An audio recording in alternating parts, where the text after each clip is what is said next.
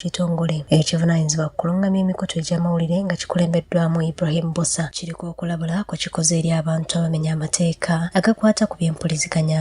Tulina enforcement egenda maaso ekwatagana n'abantu abaddukanya eby'empuliziganya nga tebabikolera mu mateeka.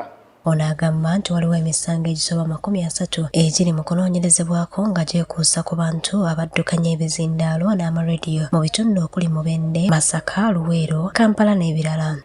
Naye tukyalinayo kampuni 17 ezikyaddukanya rediyo nga tezikikolera mu mateeka, wadde waliyo endala nnyingi ze twawasa mu zino ne baba nga baazijjumbira era ne batereeza. Ekitongole kino era kirabudde bannayuganda abeegumbulidde omuze ogw'okutunda intaneti oba wifi nga tebalina kulungamizibwa kuva mu UCC.